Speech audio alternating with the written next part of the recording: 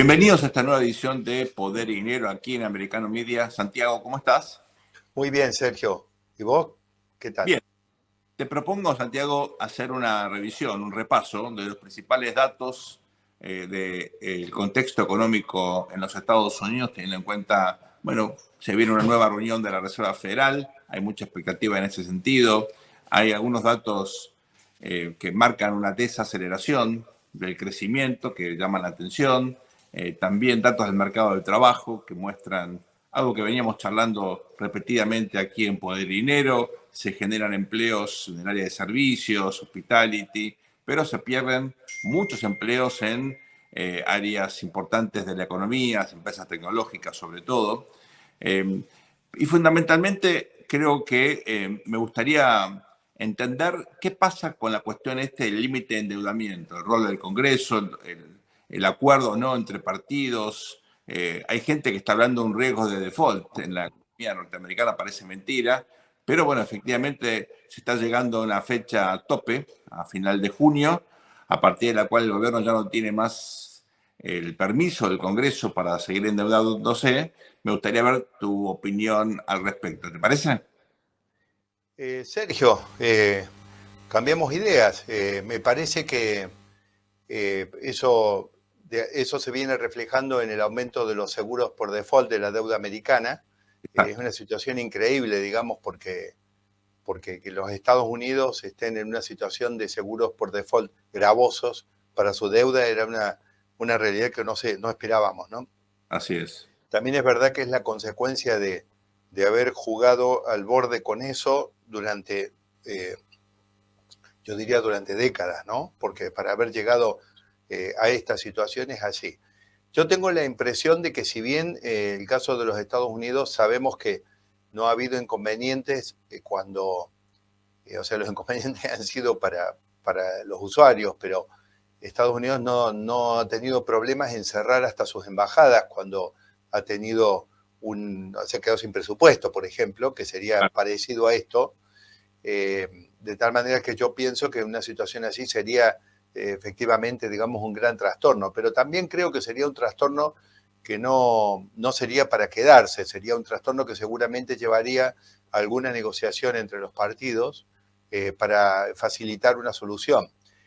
Por supuesto, digamos que el Partido Republicano seguramente exigirá seguridades, ¿no es cierto? Es decir, el Partido Republicano tiene muchas dudas respecto a los gastos en que se ha metido la administración para meter refuerzos a Ucrania, pero eso la verdad que es una gota de agua en el océano de la deuda de Estados Unidos.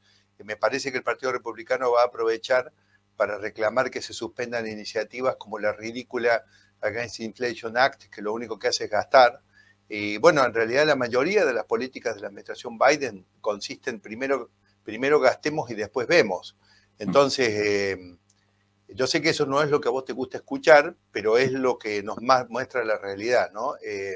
Hay mucho gasto y pocos resultados en la administración Biden. A mí me parece que, en definitiva, que no, Estados Unidos, a ver, ¿cuál es el problema? Estás en una situación de enfrentamiento global y me parece que en algún momento, digamos, va a privar el patriotismo y van a encontrar una solución.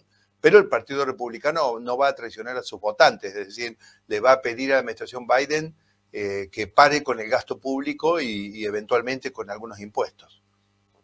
Santiago, este debate sobre el límite de endeudamiento, creo yo, es sano. Te doy mi opinión, me parece que siempre es importante debatir y revisar las prioridades de gasto público, sobre todo cuando tenés efectivamente una administración que tal vez en el contexto de la post-pandemia, con mucha expectativa, porque claro, durante los años del presidente Donald Trump, la economía creció muy fuerte en los Estados Unidos, se venía desacelerando y yo creo que la administración del presidente Biden intentó, bueno, utilizar la política fiscal, el gasto público, para volver a retomar esa senda de crecimiento, aún a riesgo de alimentar la dinámica inflacionaria, ¿no?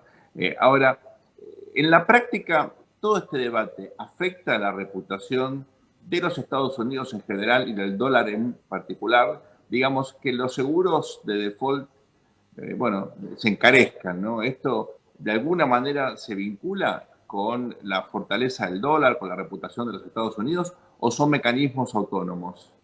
Mira, que se hable de que los Estados Unidos pueden tener un problema de endeudamiento y que hay un riesgo de que Estados Unidos caiga en default, que en definitiva la suba de las primas de riesgo en el caso de los seguros de default no es otra cosa, no Claro, puede ser bueno, Sergio. Es decir, esta es una situación inimaginable, ¿no es cierto? Es decir, hace, yo que sé, 20 años atrás. Eh, a mí me parece que es una muestra no solamente de la crisis en que está inmerso Estados Unidos, me refiero especialmente a la administración de su gobierno. Yo no veo el sector privado de Estados Unidos en la misma crisis. El problema es que tenemos un gobierno que mira al Estado antes que al sector privado.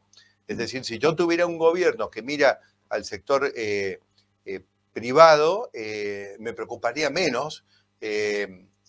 Digamos, a mí me parece, se me ocurrió decir una frase que vos vas a pensar que es una broma para vos, ¿no? Pero la verdad, yo creo que no es ni para despeinarse tener una deuda muy alta, siempre y cuando la economía tenga la capacidad de repago.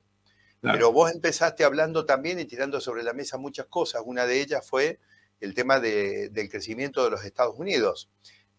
Vamos a lo que es un país cualquiera y después Estados Unidos. Un país cualquiera puede tener toda la deuda que digamos que el mercado esté dispuesto a financiarle a una tasa que no ponga en crisis su capacidad de generar riqueza y de repago, ¿no es cierto? Entonces, Japón durante mucho tiempo tuvo un endeudamiento negativo, es decir, vos tenías vos le tenías que pagar a Japón 0,1 para que Japón recibiera tu dinero. Y Alemania era cero, ¿no es cierto? Es decir, mejor que los alemanes cuiden mi dinero y después me lo devuelven lo mismo. No me pagan, si no importa, pero me lo cuidan bien, ¿no es cierto? Es decir, no había dudas. Y vos podías deber 2 productos brutos, 3 productos brutos, siempre y cuando haya confianza y el mercado te lo quiera financiar. El tema con Estados Unidos es que durante mucho tiempo había 2 fuentes de financiamiento muy grandes en ausencia de un superávit fiscal, ¿sí? Porque lo lógico sería un superávit fiscal, pero cuando vos sos grandote y sos el país más importante del mundo, tenés 2 Claro. fuentes de financiamiento en el caso de Estados Unidos. Una, el endeudamiento. Entonces, por ejemplo, ¿te acordás que China era un enorme tomador de deuda de los Estados Unidos y por lo tanto sostenía este esquema? Insisto en el marco, mi marco de referencia, digamos que en cierta medida lo hemos construido los 4 nosotros juntos, es un marco de referencia que muestra que existe un conflicto global que se está llevando a cabo en 4 más 1 dimensiones. Las 4 dimensiones, una de ellas es la economía, económico, comercial, financiero. Entonces, en ese campo, China, yo presenté un gráfico hace poco en una exposición que hice, que nuestra producción lo puso en nuestras redes, y ahí muestra claramente cómo China se ha estado desprendiendo de deuda de Estados Unidos y en Claro. forma paralela, fíjate cómo Japón sube lo que Japón y el resto del mundo, está claro que los Estados Unidos usando su poder, agarró a los japoneses y a otros y les dijo, miren, esta deuda que está alargando China, tómenla ustedes porque si no se me derrumba el precio de mi deuda, ¿correcto? Pero lo que tenemos al final del día es que hay un mundo que no está dispuesto o tan dispuesto a financiar tu deuda. Entonces, quiere decir, en ese marco general donde vos o tenés superávit fiscal o el mundo está dispuesto a financiar tu deuda, Estados Unidos estaría entrando en crisis en las dos. Pero Estados Unidos, como es el país más importante del mundo y como ganó la Segunda Guerra Mundial, tenía una tercera fuente o vía para financiarla, que era empapelar de dólares. Claro. Eso lo estuvo haciendo en el mundo, pero ¿qué ocurre? Ocurre que lo mismo que vos estás diciendo, es decir, yo voy a ir al dólar. Todavía el dólar, porque uno no cambia un valor cultural que es el dólar como moneda de reserva de valor, uno no lo cambia del día para otro, y por otro lado Estados Unidos sigue siendo la economía más grande del mundo, y sería ridículo pensar que el dólar puede desaparecer. Lo que sí puede ocurrir es que haya crecientes dificultades para empapelar el mundo con dólares para financiar tu déficit. Cuidado que esto puede dejar a Estados Unidos en aquello que nosotros hablamos acá, Sergio, de la latinoamericanización, puede dejar a Estados Unidos con rasgos de crisis latinoamericana de deuda externa si no se resuelven estos temas. Y este tema no se resuelve solamente con que el Congreso te levante la autorización de endeudamiento, porque vos tenés síntomas de que el mundo ya está estresado con el endeudamiento de Estados Unidos. Santi, estamos tratando un conjunto de temas que son fundamentales, que no son abstractos porque esto impacta en el día a día de la economía norteamericana, en la generación de empleo. Ahora luego a la pausa vamos a hablar también de qué haría la Fed ahora en la próxima reunión. Hay una decisión ahí muy, muy importante para los Estados Unidos y para el resto de la economía global. Pero yo creo que me gustaría atar esto a algo fundamental, que la audiencia conoce perfectamente y tiene que ver con el empleo, ¿no? Porque es cierto, uno ve la tasa de desempleo, todavía está baja.